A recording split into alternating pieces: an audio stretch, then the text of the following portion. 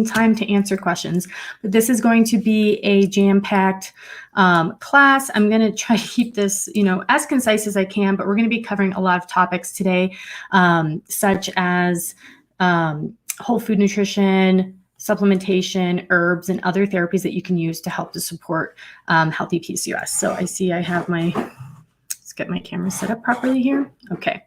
Awesome. So I hope you guys are doing well. My name is Heather Rodriguez. If you are new to any of my videos, I'm an herbalist and nutritionist, and I specialize in natural fertility, and I help women to support their fertility, prepare for healthy pregnancies, regardless if you're going all natural, if you are overcoming fertility issues, preparing for medical fertility treatments, or you just want a healthier pregnancy and a healthier baby, which is one of the best gifts you can give to your family.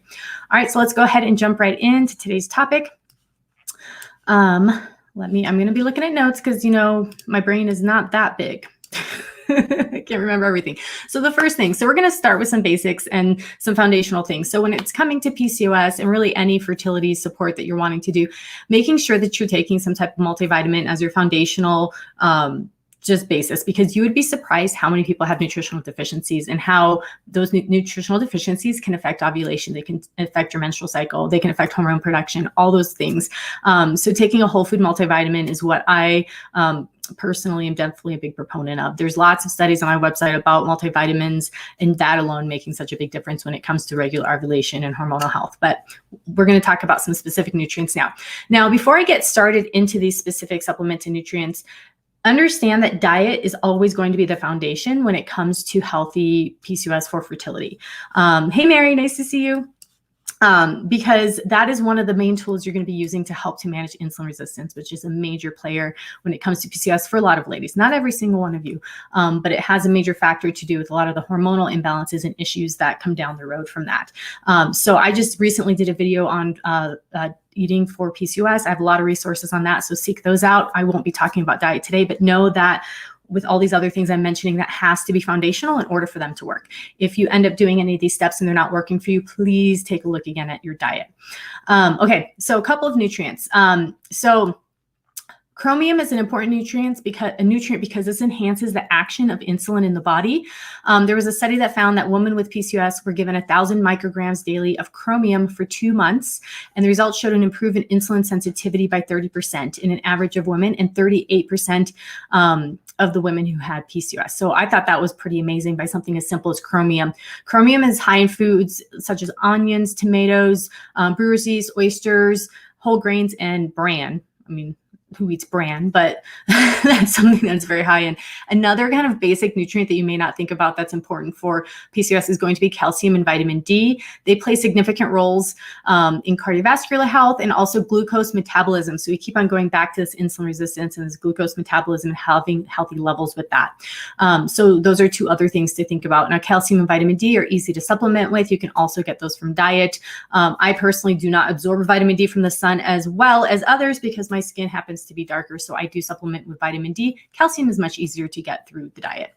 A couple other supplements that may be useful and supportive for PCOS is going to be DIM. DIM is a wonderful supplement that helps the body to metabolize excess estrogens. And we're going to talk about estrogens here in just a minute and kind of the role they play. But DIM is wonderful for helping the body to in its natural function of doing that. It helps to metabolize them quicker. The next is going to be some type of essential fatty acid, such as a cod liver oil. I really like cod liver oil, something high in omega-3. So you could do hemp oil, you could do krill, flax. There's all kinds of different oils depending on the type of diet that you eat.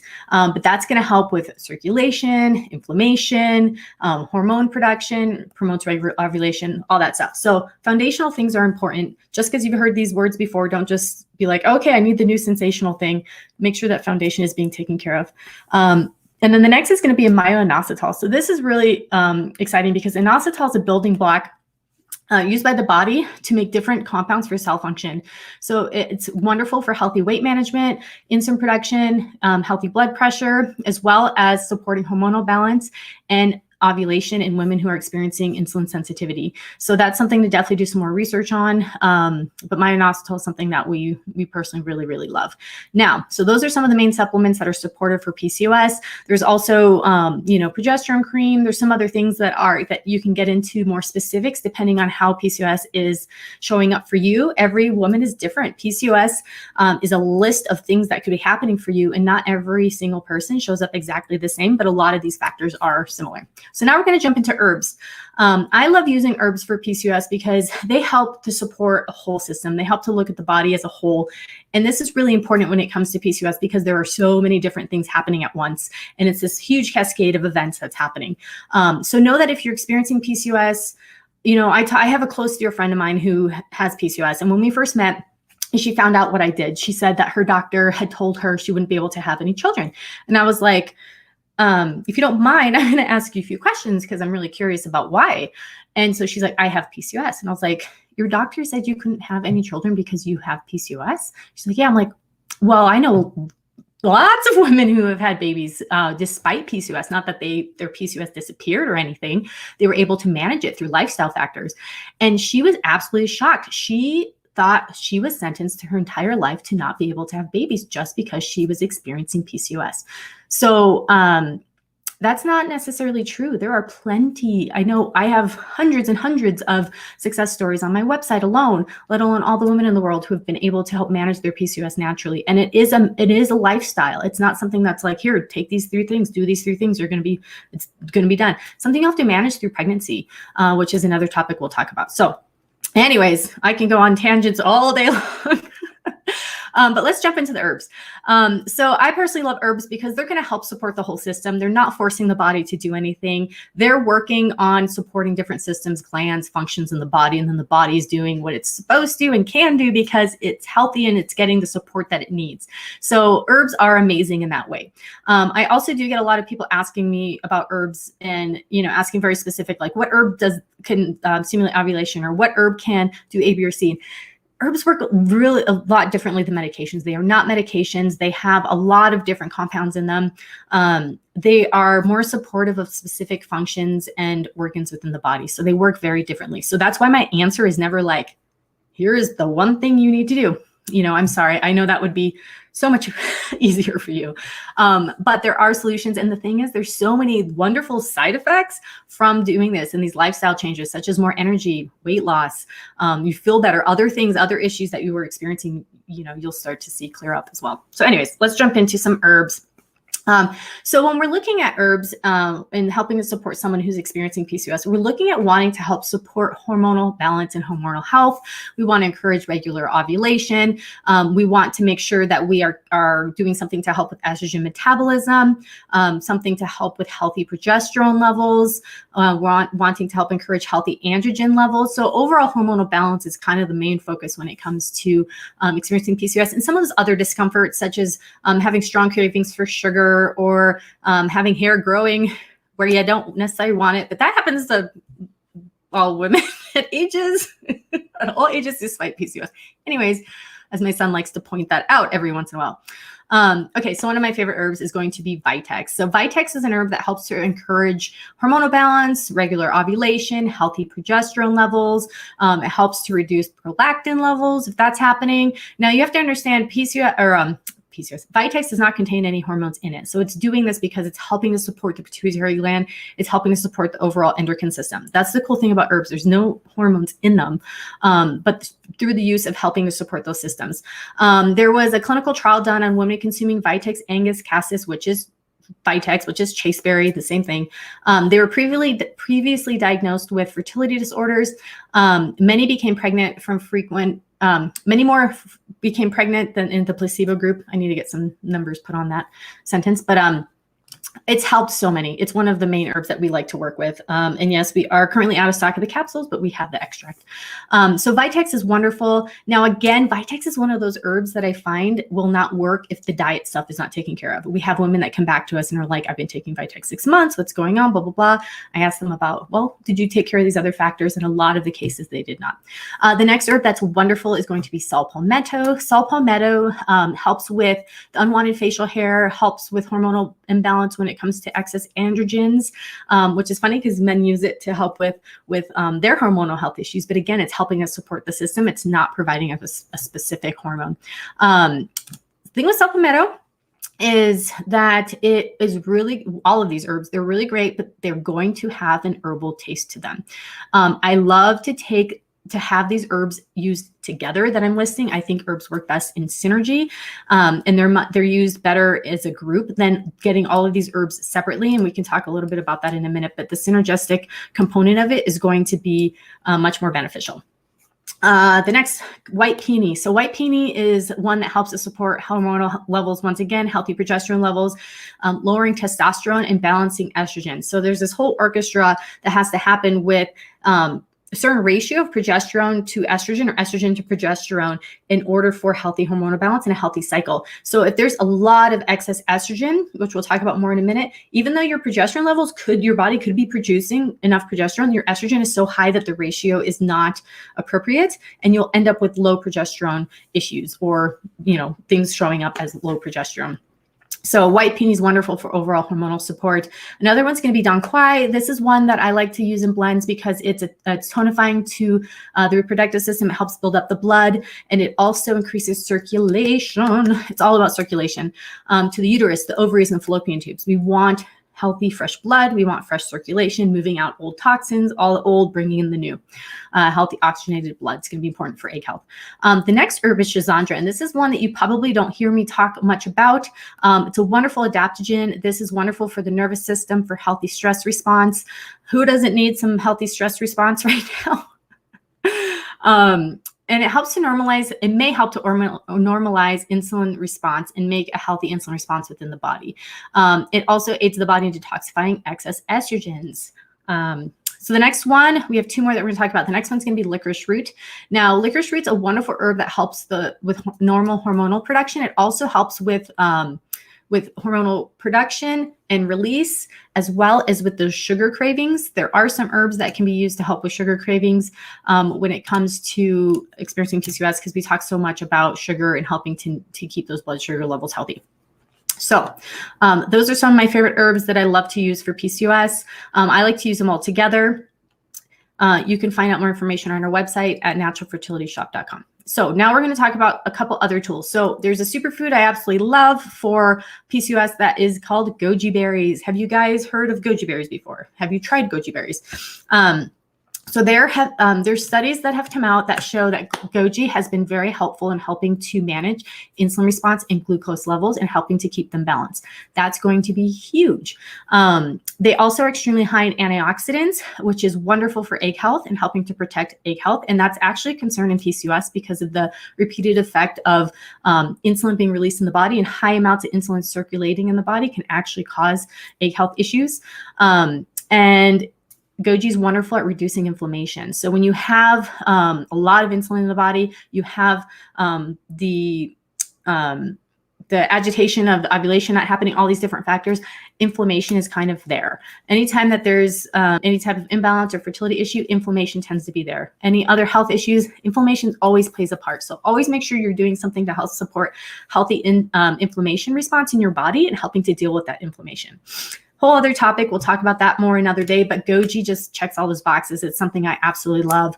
Let me know if you want more information on Goji. A lot of people get really excited about it, and then they're like, I'm going to eat the berries. And they do that for about a week. That's what I did. I was like, okay, I'm going to start adding Goji.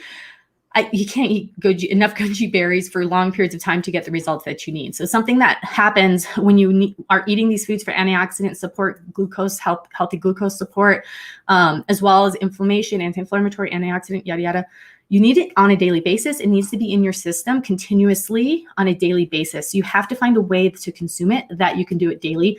I found a wonderful Goji juice that I absolutely love.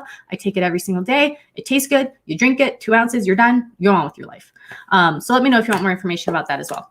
So now we're going to jump into another tool or another factor to consider when you are experiencing PCOS. And this is something that is great to do when you're wanting to get pregnant and help support your hormonal balance so you can become pregnant. And then this is going to be important for your pregnancy.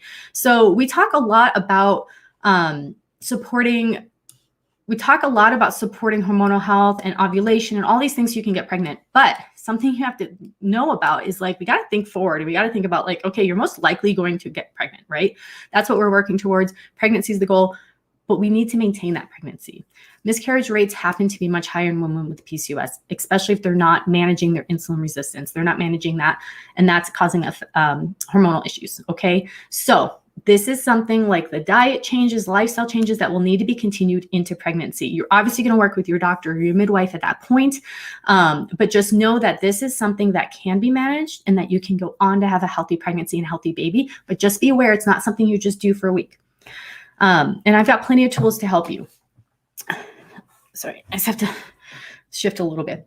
Okay, so the next two things, I have 2 more points we're going to talk about, and then I'll answer questions. So the next thing is to be aware of endocrine disruptors. So a lot of women with PCOS have a lot of signs of excess estrogens in their body. Most of the time, this is possibly happening because of chemicals from our outside environment. So you need to make sure to prepare for healthy conception, prepare for your pregnancy. You need to switch out the chemicals that are in your home. They're found in the cleaners, they're found in the candles, they're found in the plugins, they're found in the washing detergent.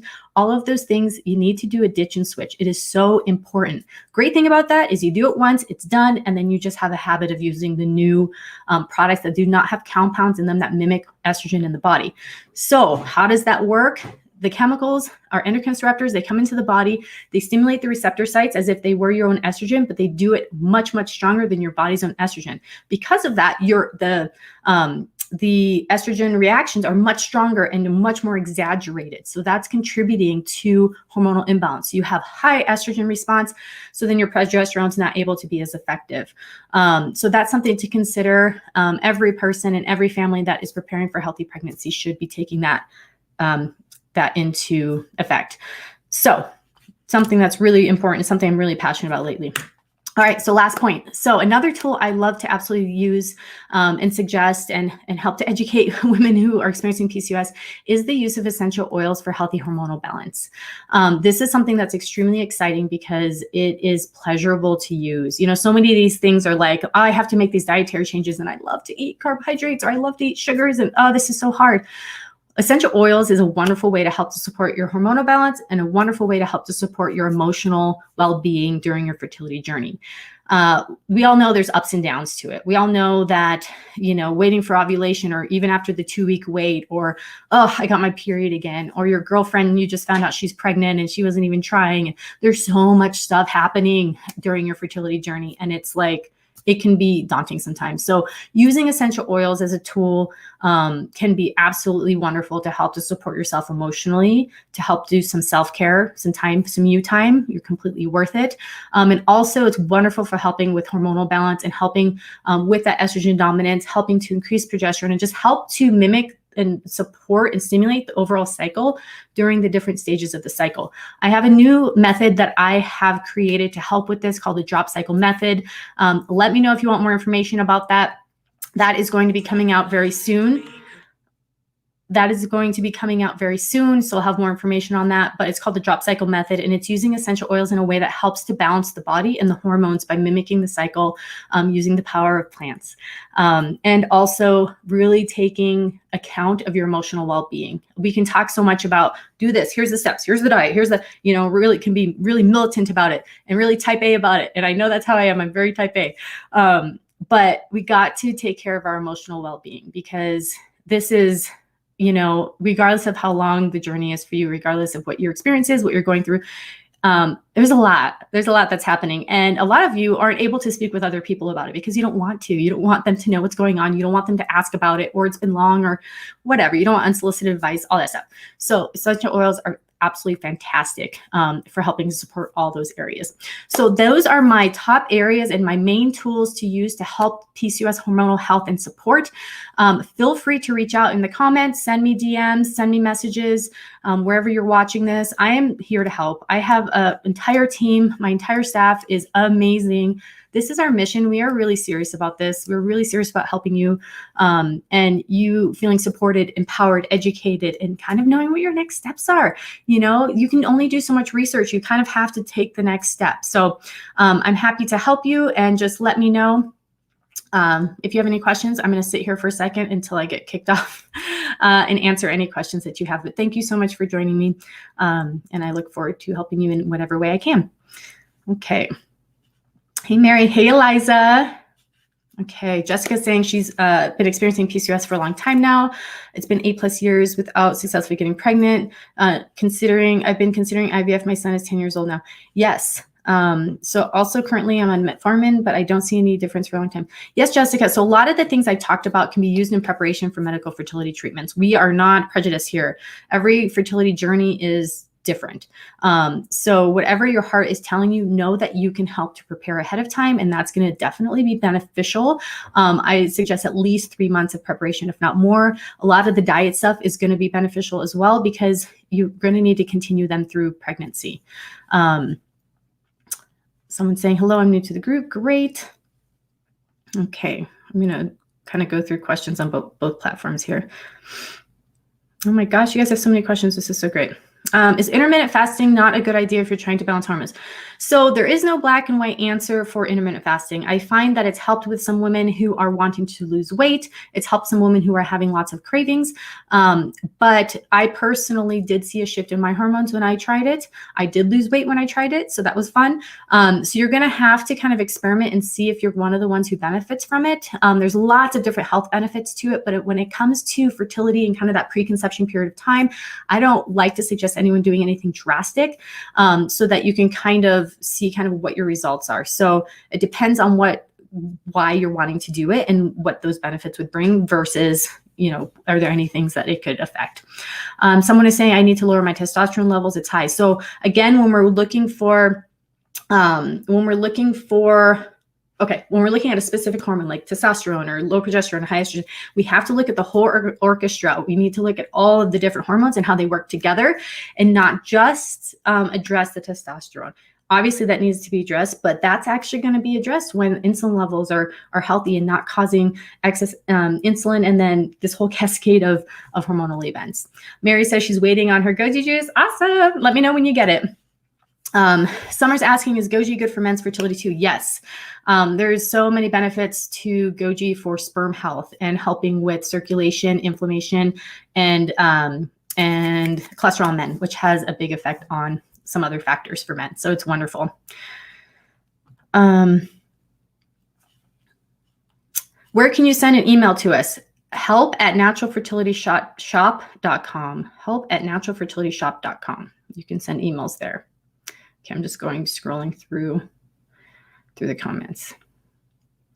Yes. Can you explain in detail what is inflammation? So inflammation is a response within the body that can be there when there's any types of imbalances that are happening. It's kind of an agitation that's happening in the body. And it's also causes like histamines and different things to be released within the body. So it's a state of imbalance that's happening. Someone's asking how to increase the chances of getting pregnant with PCOS. So just go ahead and watch this whole video. Jacqueline. Okay, perfect. Got my email. Soulful Living is asking any list that I have for better cleaners. So you can go to, let me get you, I have an entire ditch and switch. I have a couple resources for you.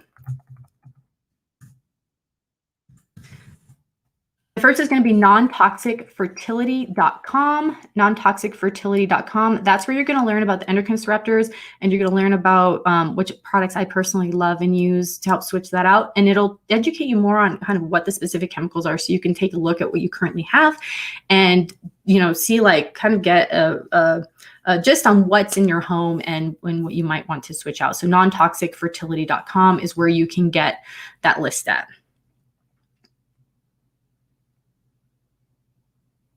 Soulful Living Sisters. So when it comes to using essential oils, I guess I could have gone in more detail on that. For specific, like for the reasons I was talking about for like drop cycle method or supporting hormonal health, they're going to be used topically. You can use them in the diffuser, but I like to use the diffuser more for emotional support, stress support, those types of things. But to actually have hormonal balance support, they would need to be used on the skin. Some can be used orally, but there's only one brand I would ever use orally. You do not need to consume them orally for the benefits to be happening. and they must be extremely diluted. But that's something that's actually pretty common in French aromatherapy. Summer says, thank you for all the information you're providing. You are welcome. Deborah, do you have advice, resources on chin hair growth related to PCOS? Yes, I do. I think I'll see this question in the chat. I can send you links on that, but go here, easy. Go to naturalfertilityinfo.com, type in hair PCOS, and there's going to be a whole guide to basically saw palmetto and how it works to help the body with hair that is growing where you do not want to grow it. Soulful Living, I will message you with more information on how to use the essential oils. It's a whole nother class. I'll be doing more on that lately. PCOS balance while breastfeeding has been a struggle. Any advice? Have you made any of those dietary changes? I would definitely look into Goji, and I would just try some of these different things. There are herbs that you can use while you're breastfeeding that are overall supportive adaptogens like ashwagandha, shatavari, some of these other herbs you're not able to do, but helping through diet and some of those overall tonic type herbs could be beneficial.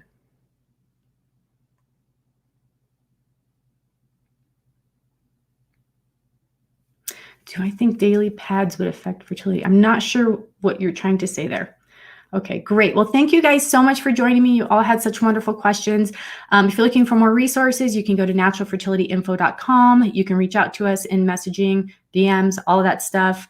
I appreciate you all. And please let me know how you're doing if you end up having any questions or any way that we can help you. All right, have a good one. Bye.